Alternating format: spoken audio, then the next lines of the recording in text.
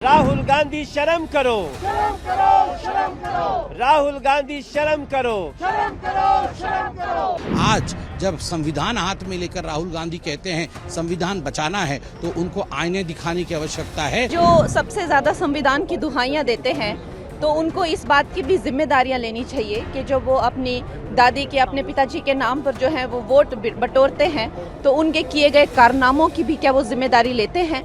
ये ऐसा समय था जो भारत के आने वाले समय में भी एक काले अक्षरों में लिखा जाएगा और मौजूदा और आने वाली पीढ़ी को इससे सीख लेने की जरूरत है।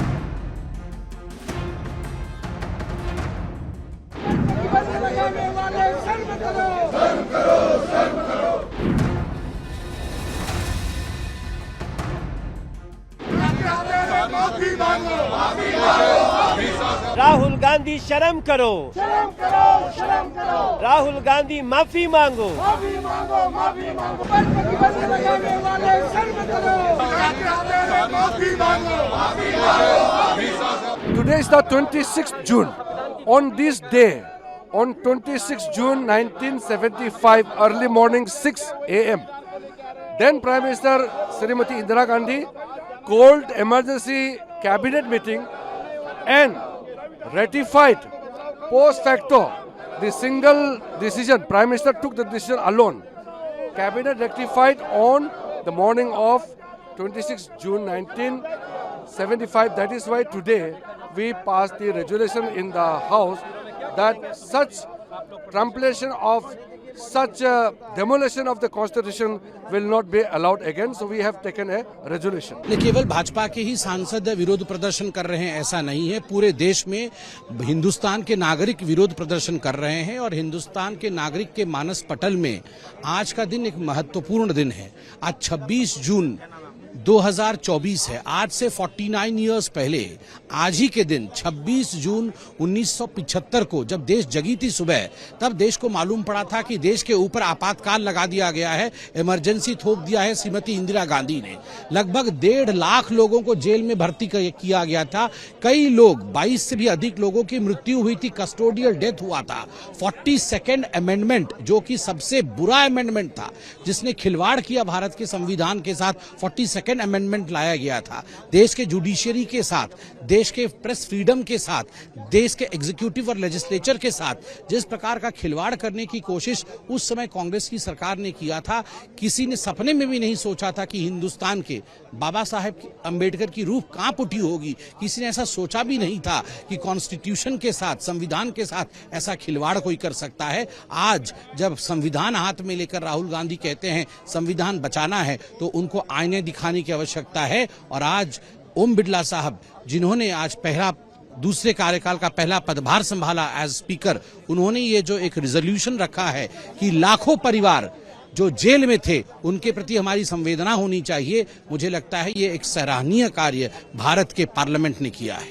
देखिए, इमरजेंसी का एक ऐसा दौर था जो इतिहास में एक काले खंड के दौर पर जिसको देखा गया।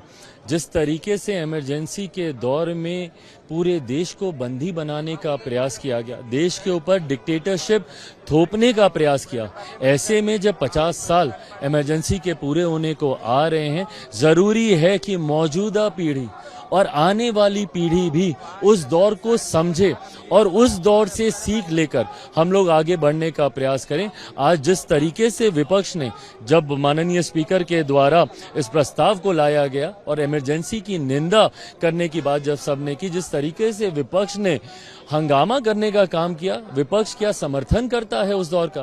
भाई, कई ऐसे लोग हैं जो उस दौर में जिन्होंने यातनाएं, प्रताड़नाएं झेली। मेरे खुद के नेता, मेरे पिता आदरणीय रामविलास पासवान जी ने जिस तरीके से उस दौर में यातनाओं को उनको झेलना पड़ा, ये ऐसा समय था जो भारत के आने वाले समय में भी एक काले अक्षरों में लिखा जाएगा और मौजूदा और आने वाली पीढ़ी को इससे सीख लेने की जरूरत है। देखिए, जो सबसे ज्यादा संविधान की दुहाइयां देते हैं, तो उनको इस बात की भी जिम्मेदारियां लेनी चाहिए कि जो वो अपनी दादी के, अपने पिताजी के नाम पर जो है वो वोट बटोरते हैं, तो उनके किए गए कारनामों की भी क्या वो जिम्मेदारी लेते हैं।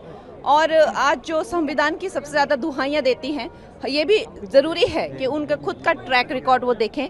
संविधान की जिस तरह से धज्जियां उड़ाई गई हैं और जिस तरह से गला घोटा है इमरजेंसी के द्वारा और सबके संवैधानिक अधिकार जो है इन्होंने छीन लिए थे, वो सब भी हम बार बार दुनिया को याद दिलाएंगे ताकि इस तरह का खिलवाड़ जो है संविधान से के साथ दूसरी बार हो ना पाए। 6 सितंबर को जो है, आपको तो पता है मैंने हमेशा ही राष्ट्रवादी फिल्में बनाई हैं, चाहे वो मणिकर्णिका हो चाहे वो इमरजेंसी हो। तो इस फिल्म के द्वारा भी मेरा यही एक मकसद है कि दुनिया के सामने जो है वो एक जो हमारा सबसे darkest chapter of our history है वो दुनिया के सामने आए और देखे कि किस तरह से लोकतंत्र का गला घोटा गया था। राहुल गांधी माफी मांगो, माफी मांगो, माफी मांगो। राहुल गांधी शर्म करो, शर्म करो, शर्म करो। राहुल गांधी शर्म करो, शर्म करो, शर्म करो। राहुल गांधी माफी मांगो। माफी मांगो, माफी मांगो।